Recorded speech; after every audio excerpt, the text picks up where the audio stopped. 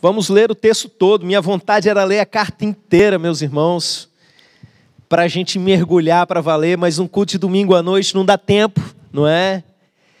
E a nossa refeição de hoje vai ser aqui, no capítulo 3 da primeira carta de João. Amém, meus irmãos? Lemos assim a palavra do Senhor.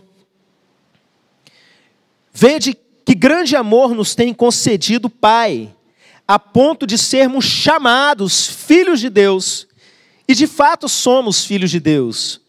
Por essa razão o mundo não nos conhece, porquanto não o conheceu a Ele mesmo. Amados, agora somos filhos de Deus, e ainda não se manifestou o que haveremos de ser. Sabemos que quando Ele se manifestar, seremos semelhantes a Ele, porque haveremos de vê-lo como Ele é. E a si mesmo se purifica todo o que nele tem esta esperança, assim como Ele é puro. Todo aquele que pratica o pecado também transgride a lei, porque o pecado é a transgressão da lei. Sabeis também que Ele se manifestou para tirar os pecados, e nele não existe pecado. Todo aquele que permanece nele não vive pecando. Todo aquele que vive pecando não o viu, nem o conheceu. Filhinhos, não vos deixei enganar por ninguém. Aquele que pratica a justiça é justo, assim como ele é justo. Aquele que pratica o pecado procede do diabo, porque o diabo vive pecando desde o princípio. Para isso se manifestou o Filho de Deus, para destruir as obras do diabo. Todo aquele que é nascido de Deus não vive na prática de pecado, pois o que permanece nele é a divina semente. Ora, esse não pode viver pecando porque é nascido de Deus. Nisso são manifestos os filhos de Deus e os filhos do diabo. Todo aquele que não pratica a justiça não procede de Deus, nem aquele que não ama seu irmão. Porque a mensagem que ouviste desde o princípio é esta: que nos amemos uns aos outros. Não segundo Caim, que era do maligno e assassinou seu irmão. E por que o assassinou? Porque suas obras eram más e as do seu irmão justas. Irmãos, não vos maravilheis se o mundo vos odeia. Nós sabemos que já passamos da morte para a vida, porque amamos os irmãos. Aquele que não ama permanece na morte. Todo aquele que odeia seu irmão é assassino. Ora, vós sabeis que todo assassino não tem a vida eterna permanente em si. Nisto conhecemos o amor, que Cristo deu a sua vida por nós, e devemos dar nossa vida pelos irmãos. Ora, aquele que possuir recursos deste mundo, e vir a seu irmão padecer necessidade, e fechar-lhe o seu coração, como pode permanecer nele o amor de Deus? Filhinhos, não amemos de palavra nem de língua, mas de fato e de verdade. E nisto conhecemos que somos da verdade, bem como perante Ele tranquilizaremos o nosso coração. Pois se o nosso coração nos acusar, certamente Deus é maior do que o nosso coração e conhece todas as coisas.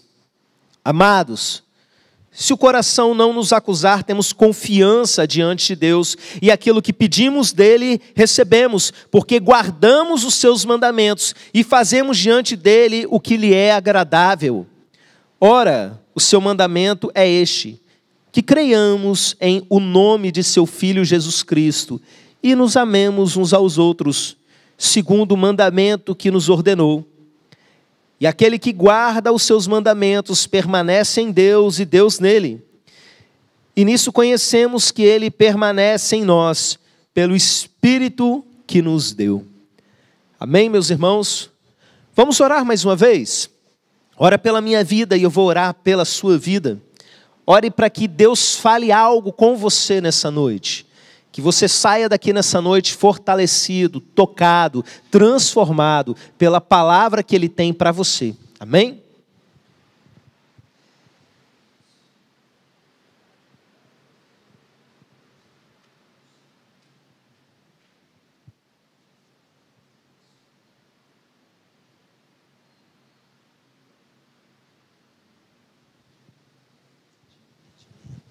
Em nome de Jesus, que todos ouçam, que todos compreendam, desde o menorzinho ao mais velho, todos que estão aqui, todos que estão em outros lugares acompanhando pela internet, e todos aqueles que vão ver essa mensagem depois, que a tua palavra seja compreendida, meu Pai, e tudo aquilo que está no teu coração, para essa mensagem, para essas pessoas, seja entendido, e que o Senhor nos ajude a responder a ela, em nome de Jesus, amém. Amém.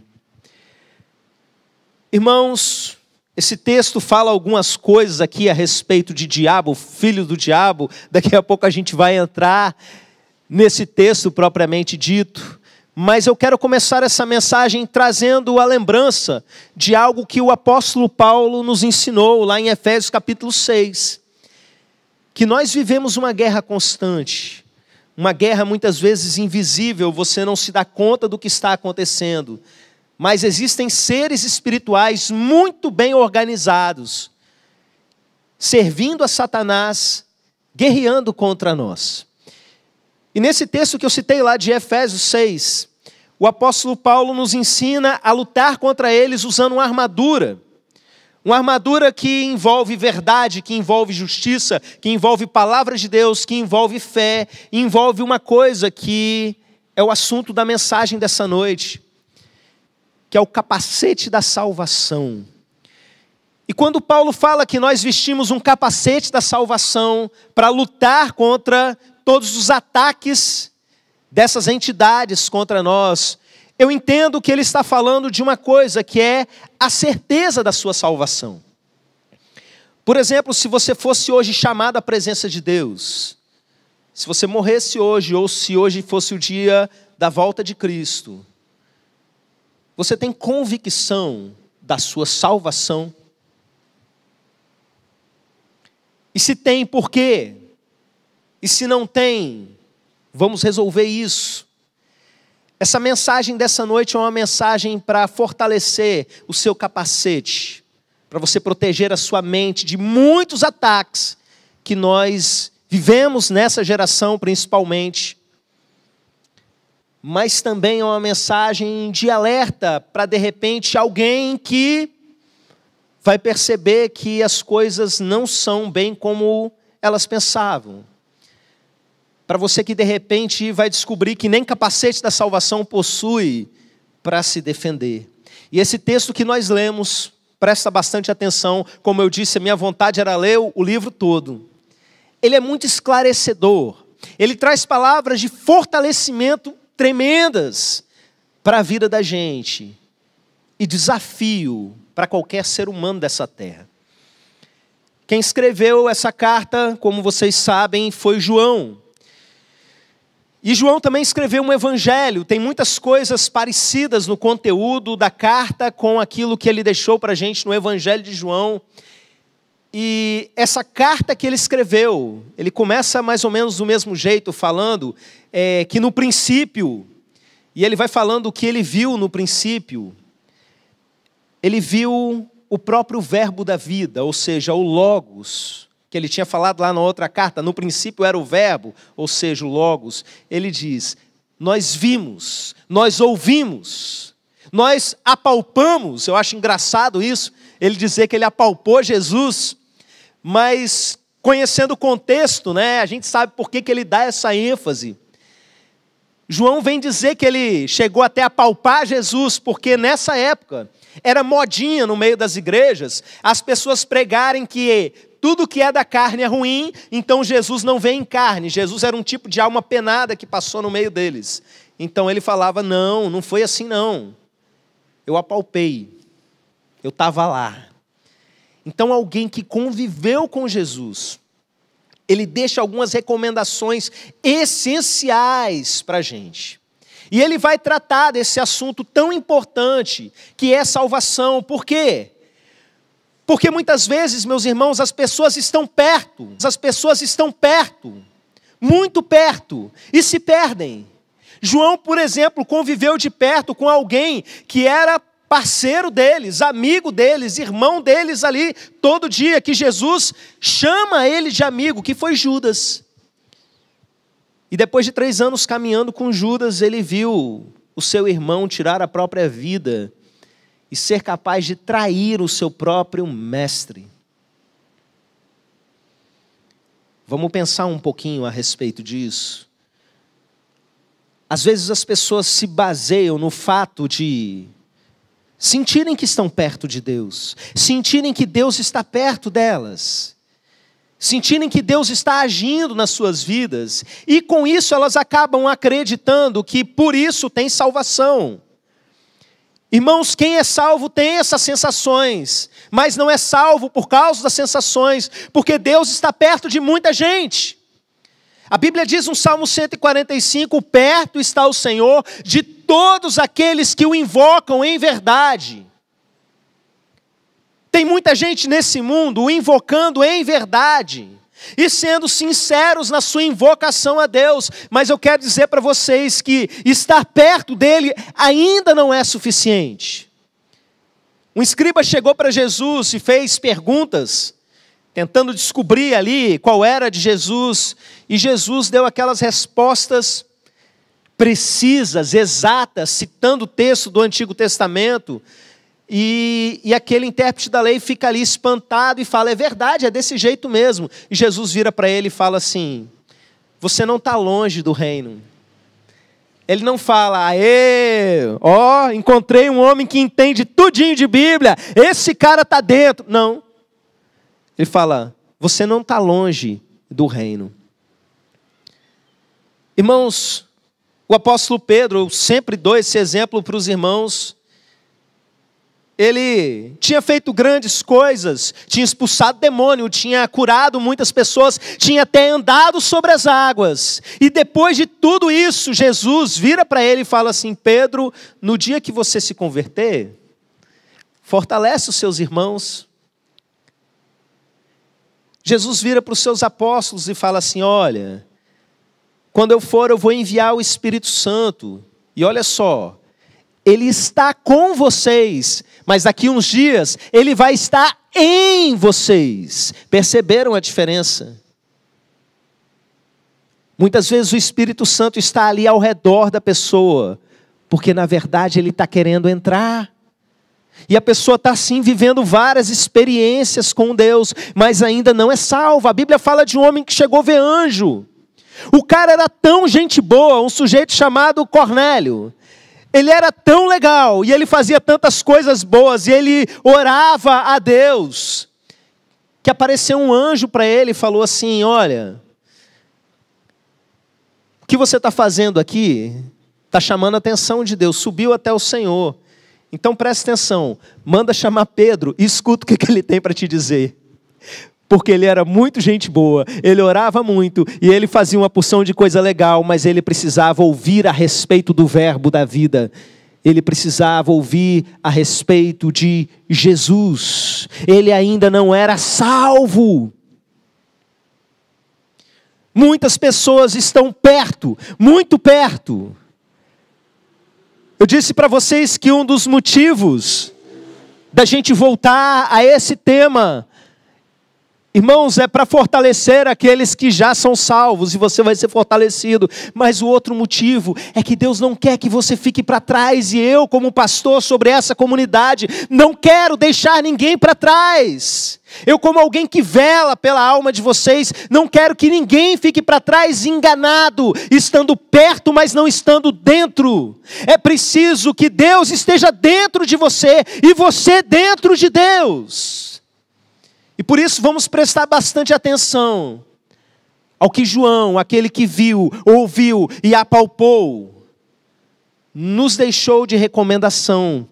Eu quero ler com vocês de novo o verso de número 1, que diz assim: Vede que grande amor nos tem concedido o Pai, a ponto de sermos chamados filhos de Deus.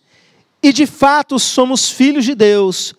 Por essa razão o mundo não nos conhece, porquanto não conheceu a Ele mesmo.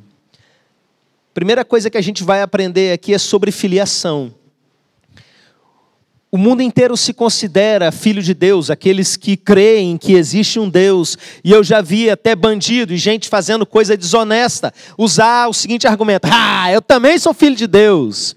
Mas segundo o próprio João deixou escrito lá no início do Evangelho de João, ele nos diz que ele nos deu o poder de sermos chamados filhos de Deus, aqueles que receberam a Cristo. Ele chama o fato de você poder se tornar um filho de Deus somente para aquele que recebeu. E aqui ele vai mostrar para a gente que isso é uma grande prova do amor de Deus. Então, primeiro eu quero falar para você que é filho de Deus. Entenda que isso é um privilégio para poucos. Jesus disse que poucos vão ser salvos e que a porta é estreita. Poucos são os que vão pelo caminho da salvação. Isso é um poder que está sobre você. Isso é uma grande demonstração de amor de Deus. Você deixar de ser simplesmente uma criatura desse mundo caído e se tornar filho de Deus. Daqui para frente a gente vai chegar naquele versículo que vai dizer dos filhos do diabo. E não tem alguém que é metade um, metade outro, não. Na ficção a gente vê às vezes as pessoas colocando seres, esse aqui é filho de um anjo com um demônio. Isso não existe na Bíblia não. O que esse texto mostra para a gente é, ou você é filho de Deus ou você é filho do diabo, ponto final. É pesado, eu vou chegar lá. Mas primeiro presta atenção, você que sabe que é filho de Deus. Se o povo de Deus soubesse o tamanho desse poder, não fazia metade das coisas que faz. Porque se você entende a grandeza, a demonstração de amor por Deus a nós, de nos chamar, de nos tornar filhos, de nos adotar como filhos deles, você não deixava a rejeição falar tão alto dentro do seu coração. Como tem gente na nossa geração desesperado por atenção, desesperado por um like de alguém, uma curtida numa rede social, desesperado por aceitação de um, de outro, e às vezes são capazes das coisas mais bestas para se sentir aceito. Isso é um sintoma de que você não entendeu ainda a sua filiação em Deus.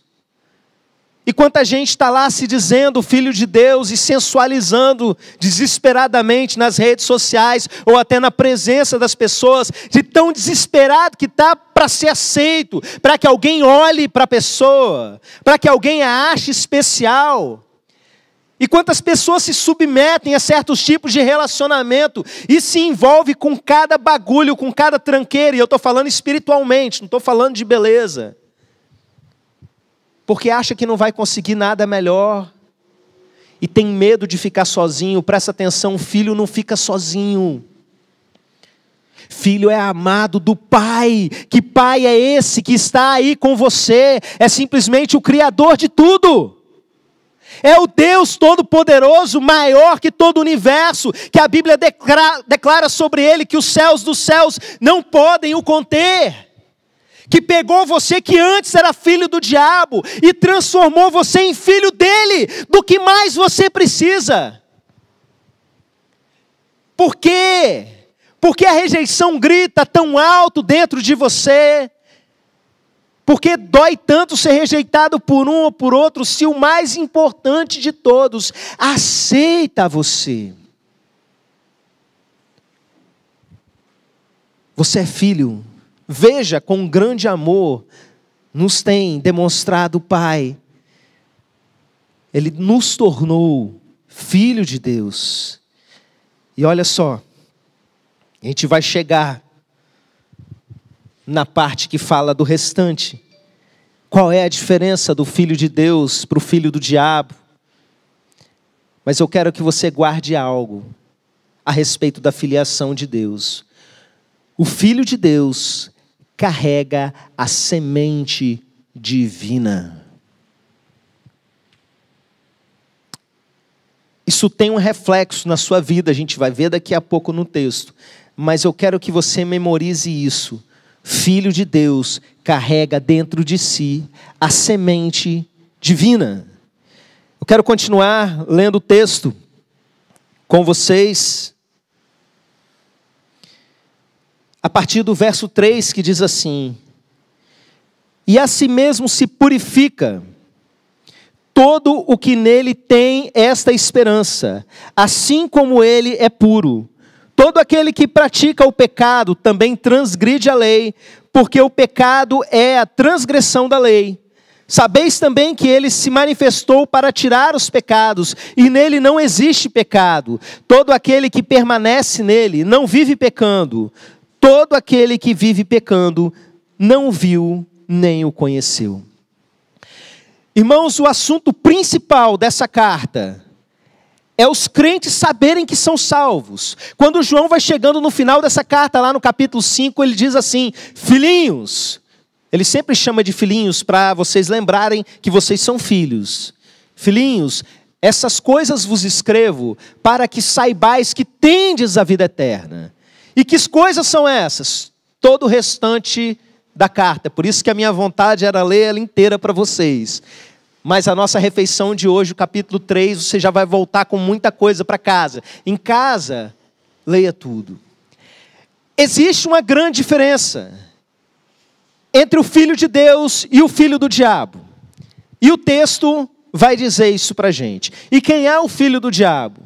Eu me lembro quando eu era adolescente, lá início dos anos 90, uma vizinha minha chegou com uma xerox de um jornal em espanhol.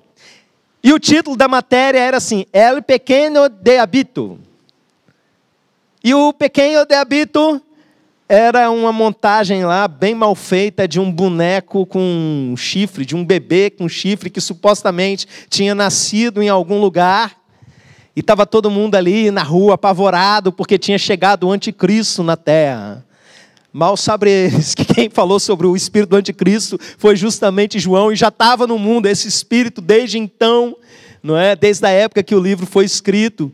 E depois eu descobri, mais recentemente, que essa matéria que eu vi sendo repetida em vários lugares é uma história antiga, e um jornal, se não me engano, lá nos anos 60, publicou uma série de matérias e vendeu muito e fez muito dinheiro, porque tinha nascido o filho do capeta. E aí, depois ele tinha matado a enfermeira, fugido pela janela e estava pulando, foi visto, acho que na periferia de São Paulo, pulando de janela em janela. E aí o pessoal ia botando essa série, né? Cada edição do jornal colocavam alguma coisa. Mas deixa eu te falar que talvez você seja o filho do diabo e não saiba ainda. Não é para você apalpar a sua cabeça aí para ver se tem chifre, não. É para olhar para o texto.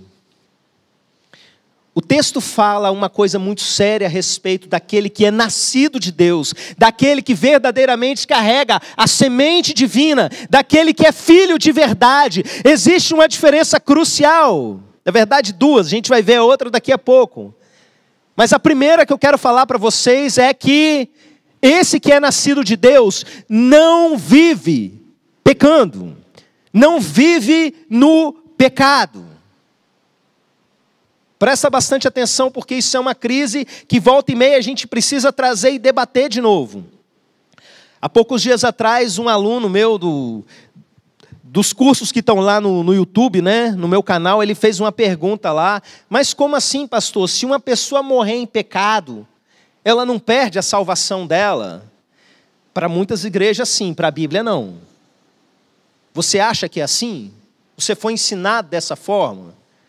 Que tipo, a pessoa aceitou Jesus, recebeu a Cristo, então de repente ela deu uma topada numa pedra, soltou um palavrão: opa, perdi minha salvação.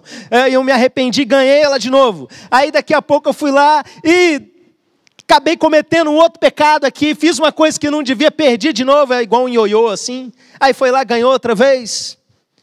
Isso não é o ensino da Bíblia, isso é salvação pelas obras. Isso é salvação pelas obras. Não é isso que a Bíblia ensina. Não existe ex-filho. Então quer dizer, pastor, é aí que começa a confusão. Então quer dizer, pastor, que se eu sou salvo, então eu não perco a minha salvação. Então eu posso continuar fazendo uma porção de coisa. Eu vou lá e faço isso, faço aquilo, continuo com a vida do jeito que estava.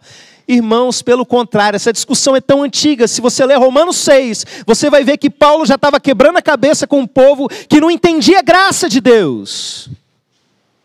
Porque realmente a salvação é de graça. A pessoa recebe a Cristo sem precisar ficar ali fazendo alguma coisa para conquistar a sua salvação.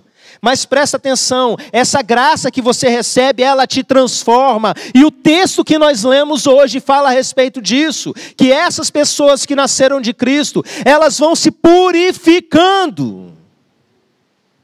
E eu expliquei para esse meu aluno aquilo que eu sempre explico aqui na igreja, que existe uma grande diferença entre você cair no pecado e você viver no pecado. Irmãos, é terrível. A gente cantou esse trecho de Paulo hoje numa canção. Acho que foi a penúltima canção que nós cantamos aqui. Foi basicamente esse texto de Paulo falando da luta dele com relação à carne, que é a luta de cada um de nós. E João, nessa carta, no primeiro capítulo, ele vai dizer a mesma coisa. Meu filho, se você diz que não peca, você é mentiroso, você já está pecando. Você peca. E todos nós pecamos. Mas a grande diferença está aqui. Algumas traduções da Bíblia confundem isso. As traduções mais atualizadas vão clarear para a gente e vão dizer exatamente o seguinte: os filhos de Deus, eles não vivem na prática do pecado. Sabe você que está vivendo no pecado e sabe que está vivendo no pecado e continua vivendo no pecado? Eu tenho que dizer para você, não tem chifre na sua cabeça, eu espero. Mas você não está naquela categoria dos filhos, biblicamente falando. Eu sei que isso é duro. Você está na categoria dos filhos do diabo. Porque ele pecou desde o princípio e aquele que procede dele, aquele que é filho dele, continua vivendo na prática do pecado. Às vezes as pessoas chegam na igreja com um grande histórico. Teve uma irmã que falou para mim assim: eu fui missionária da igreja tal, eu tinha até carteirinha, e a gente olhava para a vida da pessoa, não tinha nada de Deus. Não era uma pessoa que tinha tido uma queda na sua vida, tinha se afastado momentaneamente de Deus, era uma pessoa que estava cavando um buraco para si. Irmãos, essa palavra é dura, mas eu preciso que você considere ela, porque ela vem de Deus. Se eu fizesse, por exemplo, um apelo aqui nessa noite, você que entendeu que é filho do diabo, vem aqui na frente para você virar filho de Deus, se arrepender e tomar jeito na sua vida, dificilmente alguém viria. Porque alguém chegar e dizer: não, que isso, eu sou filho de Deus, sou filho de Deus. Como é que eu vou dizer agora que eu sou filho do diabo? Abra sua Bíblia e leia. Chega em casa, releia. Presta atenção nisso que está sendo dito. Os filhos de Deus, eles se purificam, eles melhoram. Eles erram, cometem erros terríveis, terríveis. Mas você pode saber que onde há um filho, ele não permanece no pecado. E quando ele cai em cima do caminho, ele não cai para fora do caminho. E tem gente que pensa assim: já estou na lama mesmo, deixa eu me afundar. Isso é coisa de filho, do capeta. Postei hoje lá, né?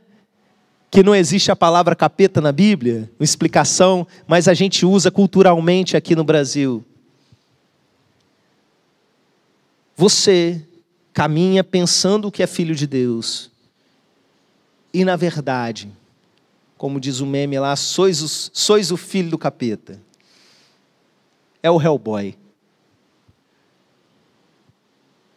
Eu estou brincando aqui, né? Mas o assunto é muito sério. Porque se você ainda não tem a semente divina dentro de você, você ainda está aprisionado a um monte de coisa que ele pode fazer em você. Os filhos de Deus, o maligno não toca. E esse toque está se referindo justamente no contexto, é João mesmo que vai falar isso, está falando a respeito de salvação. Mas se você é filho do príncipe desse mundo, de Satanás, você continua em inimizade contra Deus.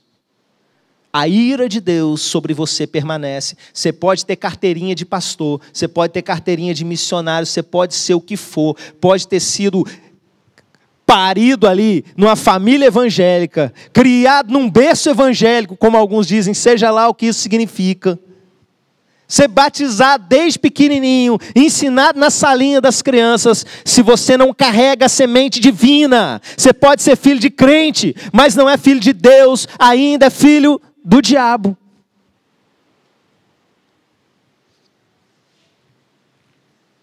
O que é nascido de Deus não vive no pecado. Eu disse para vocês que as traduções mais antigas, elas traziam da seguinte forma: o que é nascido de Deus não peca. E as primeiras vezes que eu li esse texto, para mim foi um choque muito grande e uma angústia muito grande. Porque eu pensei, então estou enrolado, porque eu peco e peco com força ainda. Mas aí as traduções mais atualizadas, elas consideram o tempo verbal no grego de maneira mais correta. E faz sentido no todo do texto que diz, não vive no pecado.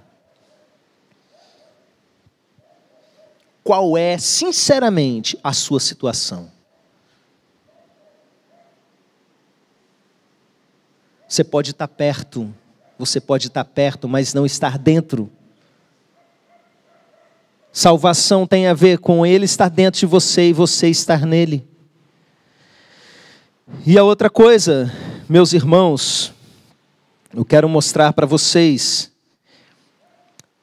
tem a ver com o amor.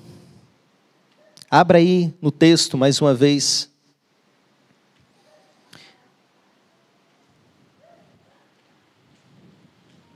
E nisto conhecemos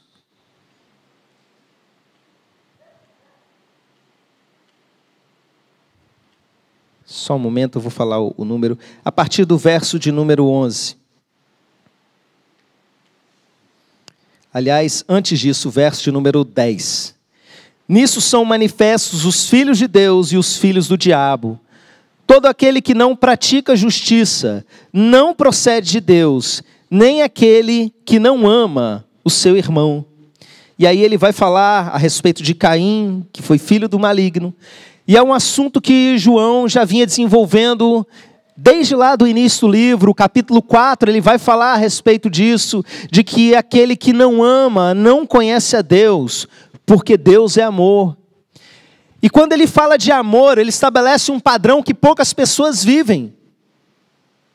Ele fala, por exemplo, no verso 16 do capítulo 3, que nisso conhecemos o amor, que Cristo deu a sua vida por nós, e nós devemos dar a vida pelos nossos irmãos. Amor no padrão desse texto, ou melhor dizendo, no padrão da Bíblia inteira, é o que Jesus tem por nós. Nós conhecemos o amor nisso. Cristo deu a sua vida por nós e nós devemos dar a vida pelos nossos irmãos. Como alguém pode dizer que ama a Deus e tem ódio pelo seu irmão? Será que tem alguém nos ouvindo aqui que tem ódio ainda dentro de si? Aquele que diz que ama a Deus e odeia o seu irmão, João vai falar, é mentiroso, não conhece a Deus, ainda está em trevas. Ainda está em trevas. Aquele que não ama não conhece a Deus, porque Deus é amor. Se tem algum irmão que tem recursos desse mundo, e a maioria de nós tem, algum recurso você tem, e vê um outro irmão passando necessidade, vê alguém passando dificuldade, e você não faz nada. Não só esse texto, mas o Novo Testamento inteiro vai dizer mais ou menos a mesma coisa para a gente. A sua fé é morta, a sua fé não existe, ela é só fachada. Você não foi alcançado ainda pelo amor, porque uma pessoa que carrega a semente divina não vive dessa forma.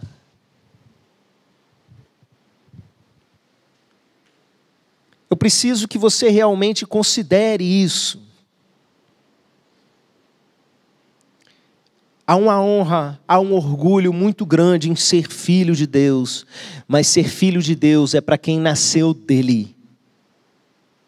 Para quem foi capaz de romper com tudo aquilo que a outra paternidade, o diabo, apresentava a nós. Às vezes pregando, eu mesmo já disse coisas do tipo assim: tenha coragem de jogar tudo para o alto, tenha coragem até de romper relacionamentos, de abrir mão do seu trabalho desonesto, de qualquer coisa que esteja afastando você de Deus e se entregue para Deus. Mas, meus irmãos, isso não é ter coragem. Porque essa é a parte mais fácil, sabendo que tem um pai que vai estar do seu lado e vai te conduzir. Coragem para mim é você ser desobediente, enfrentar alguém que tem poder para te destruir com um sopro da sua boca. Coragem para mim é ir contra Deus, além de ser burrice.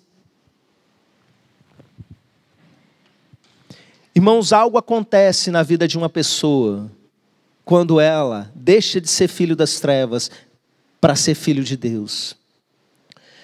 Quando a gente tem contato com moradores de rua, e a gente aqui como igreja, volta e meia a gente tem por causa do nosso ministério rua, e por conta do nosso próprio convívio aqui na nossa região, a gente percebe uma coisa, em muitos deles que são também usuários de drogas, como que eles passaram por tantas casas de recuperação, e que muitas vezes a terapia ocupacional deles era ler a Bíblia.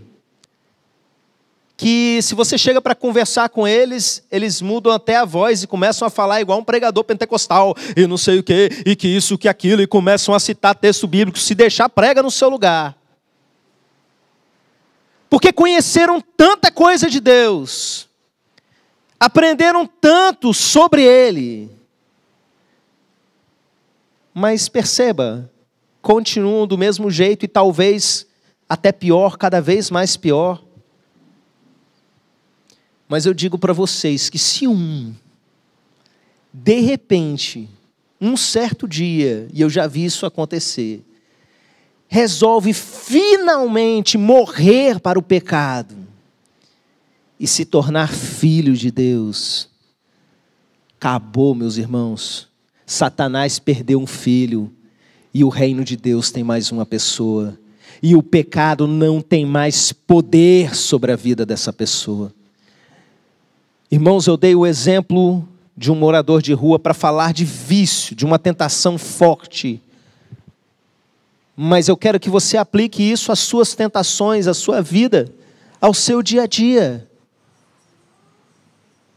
Eu não estou aqui falando de uma santidade absoluta que, como se a pessoa depois que aceitou Jesus já passasse a ter de imediato, porque senão estaria indo contra o próprio texto. Eu peco, meus irmãos, e como eu gostaria de não pecar.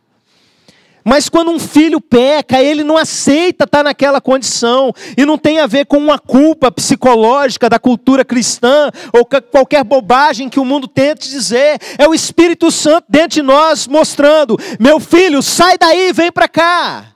Meu filho, é hora de levantar. Eu vejo muitas vezes as pessoas que são de Deus, até tentarem dar uma afastada, elas não dão conta.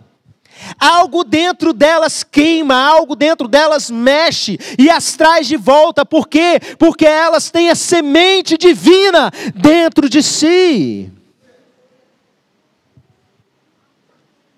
Mas quando você não tem, e quando você peca, você vai de morro abaixo, e você muitas vezes mantém uma aparência diante das outras pessoas, mas você continua com a sua vida do mesmo jeito. Eu preciso te dizer, você é o Hellboy na história. Que feio, né? O Hellboy lá do filme é até bonzinho. Você ainda não é filho de Deus. Vamos orar. Eu quero convidar o Ministério de Louvor. A gente vai cantar aquela canção sobre a adoção. O Pai me adotou. Mas eu quero convidar você a se colocar diante do Pai. Esse texto, meus irmãos, ele foi escrito para que você tenha uma segurança na sua vida. Não foi escrito para que você viva com medo, viva atribulado. Esse não foi um texto escrito para pessoas de fora da igreja. Esse texto foi escrito para irmãos, para pessoas que ele chamava de filhinhos. O tempo todo ao longo dessa carta de João, João vai dizendo frases do tipo: sabemos que permanecemos nele, sabemos que o conhecemos, sabemos que somos nascidos dele. O tempo todo, como uma forma de você ter segurança. Porque você caminhar nessa terra sabendo onde você pisa, sabendo que Deus tem você como seu filho, é uma coisa maravilhosa, meus irmãos. Se você não está nessa condição e está tendo contato com essa mensagem, com a exposição desse texto, eu convido você a passar a ser filho. Como é que você vira filho? Pela fé, se arrependa e vem, só isso. Se arrepender tem a ver com uma mudança de mentalidade tão forte, a ponto de você mudar os seus comportamentos. Você pode até não conseguir mudar de uma hora para outra certas coisas, mas dentro de você, como nós cantamos ali, no tocante ao meu interior, você sabe o que você quer da sua vida. Você está decidido a lutar contra o pecado, a enfrentar o que for. Por quê? Porque a semente divina está dentro de você. Eu quero convidar a igreja a se colocar em pé. E num primeiro momento, todo mundo vai fazer a mesma coisa. E eu vou falar o que é.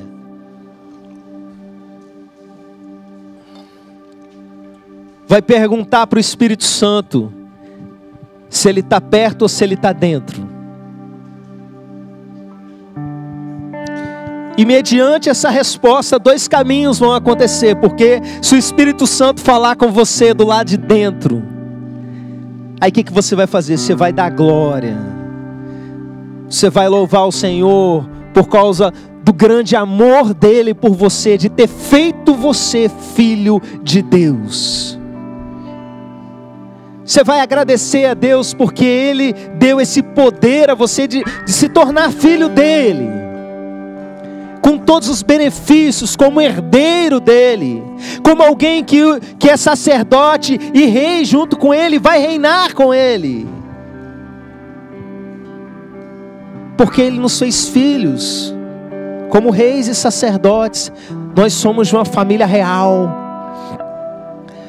Entretanto, se o Espírito Santo mostrar para você que ele não está do lado de dentro, que você ainda não rompeu com o mundo para nascer de novo, que a semente divina ainda não está dentro de você, se arrependa nessa noite. Eu quero convidar você a mudar de vida, entregar sua vida para ele, e não simplesmente frequentar uma igreja, mas ser igreja. O que é ser igreja? É ser corpo de Cristo, um lugar onde o Espírito Santo mora, e você se une aos outros. Se andarmos na luz, como ele na luz está, temos comunhão uns com os outros. Essa palavra fala justamente dessa unidade como igreja, como corpo de Jesus.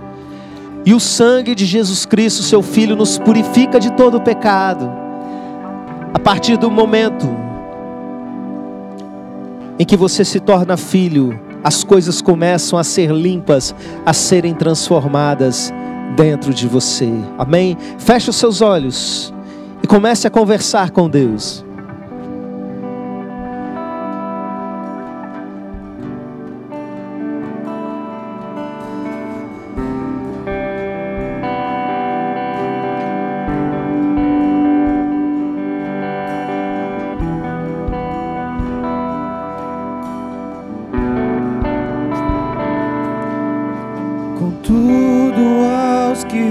Receberam e aos que creram em seu nome.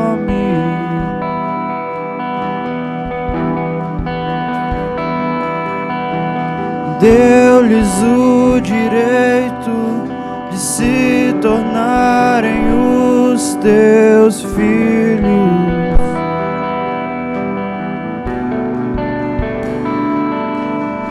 O Espírito de Deus testifica com o nosso espírito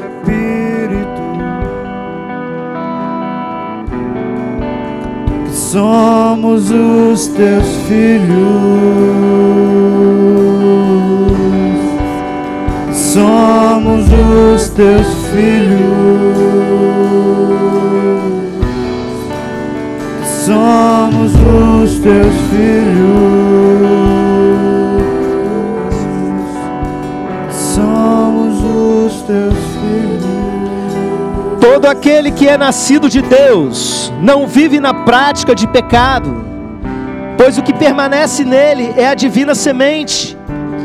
Ora, esse não pode viver pecando, porque é nascido de Deus. Nisso são manifestos os filhos de Deus e os filhos do diabo. Todo aquele que não pratica justiça não procede de Deus, nem aquele que não ama seu irmão. Se o Espírito Santo ainda não está dentro de você, se você tem vivido muitas experiências com Ele, mas Ele ainda não transformou a sua vida, eu quero convidar você a deixar todo esse ódio hoje aqui, todo o seu pecado, tudo aquilo que te prende, você vai deixar aqui nesse lugar. Deixa que o Espírito de Deus entre e lave a sua vida. Declare você justo diante de Deus. Purifique você de tudo isso que ainda te faz filho do diabo. Mas se você entende que já é um filho de Deus, cante conosco nesse momento. Contudo, aos que o receberam e aos que creram em teu nome,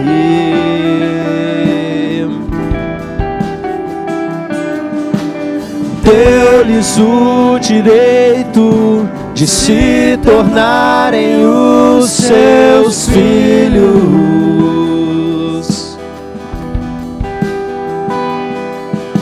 O Espírito de Deus testifica com o nosso espírito que somos os teus filhos, que somos os teus filhos, que somos os teus filhos, que somos os teus filhos.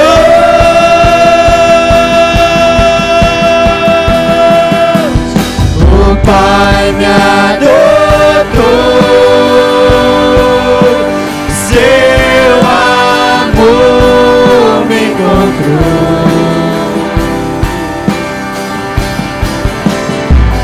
Eu era órfão, hoje sou filho.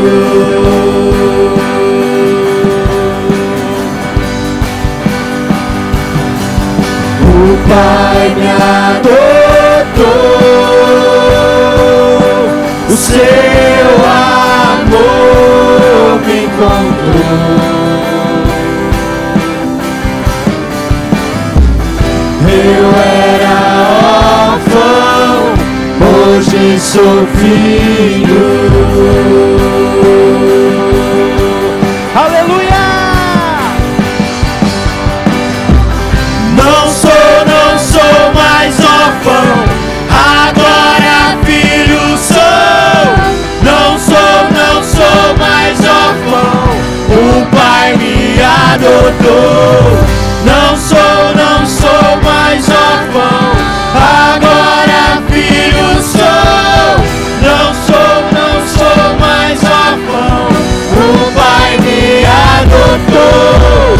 Não sou mais órfão, agora filho sou.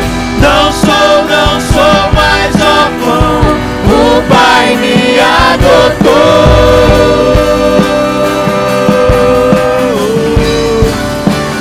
Pai me adotou.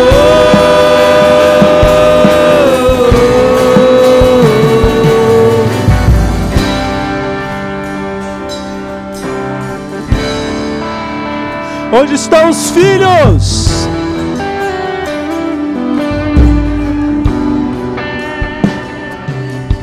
O Pai me adotou, seu amor me encontrou.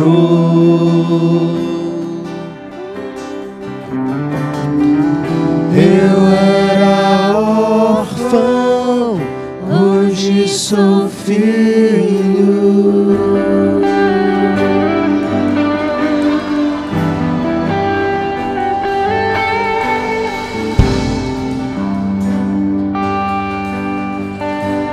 Eu quero orar pela sua vida. Você que nessa noite toma uma decisão de se acertar com o Pai e de se tornar filho de Deus verdadeiramente.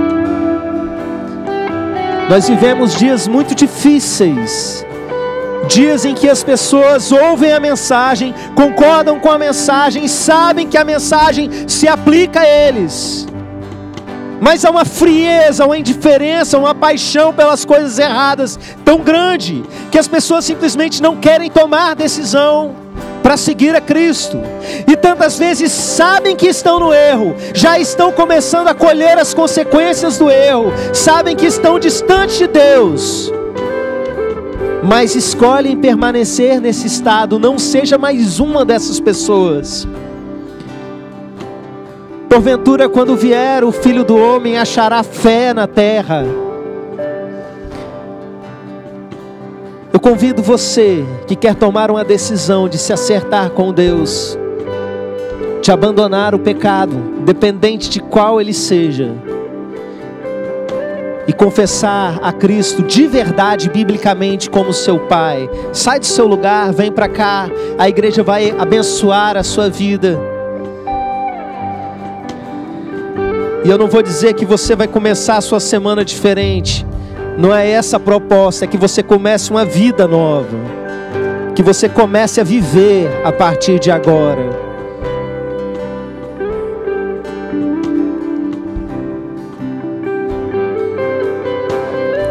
Essa é noite de arrependimento, de acerto. Vem.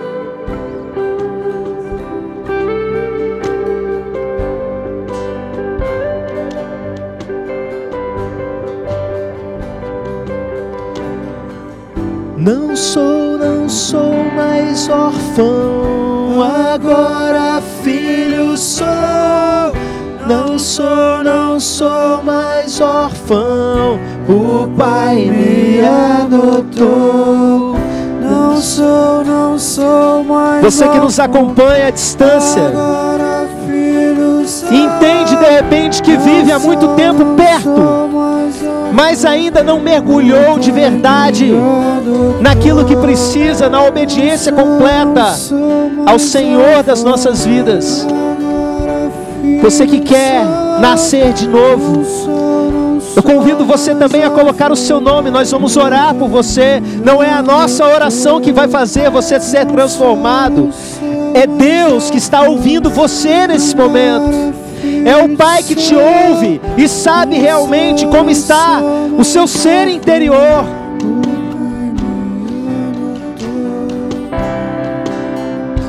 Pai, nós não queremos deixar ninguém para trás. E a nossa mensagem é repetir o Teu Evangelho, é ensinar sobre a Tua salvação, sobre a nova vida.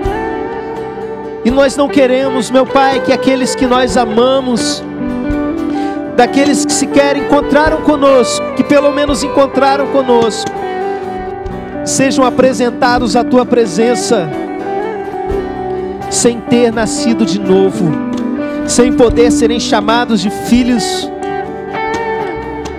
Em nome de Jesus nós oramos por cada um. Quebrante os corações. Nós oramos por aqueles que já passaram pelas igrejas, ouviram a palavra, mas hoje estão entregues ao pecado. Que o Senhor quebrante, meu Pai, Em nome de Jesus. Abençoamos nesse momento cada pessoa que toma decisão, tanto aqui no templo quanto em outros lugares, acompanhando essa mensagem. Em nome de Jesus, que a vida deles a partir de agora tenha uma nova visão, uma nova escuta, que eles possam ter uma caminhada como verdadeiros filhos do Senhor, com tudo que um filho tem direito, com a salvação, com a santificação, com a purificação nessa vida, com todas as heranças, com todas as bênçãos espirituais que o Senhor já conquistou para nós na cruz. Em nome de Jesus, que haja clareza e entendimento em cada pessoa que toma uma decisão nessa noite. Em nome de Jesus. Amém. Amém. A igreja pode se assentar. Vamos aplaudir a Ele mais uma vez.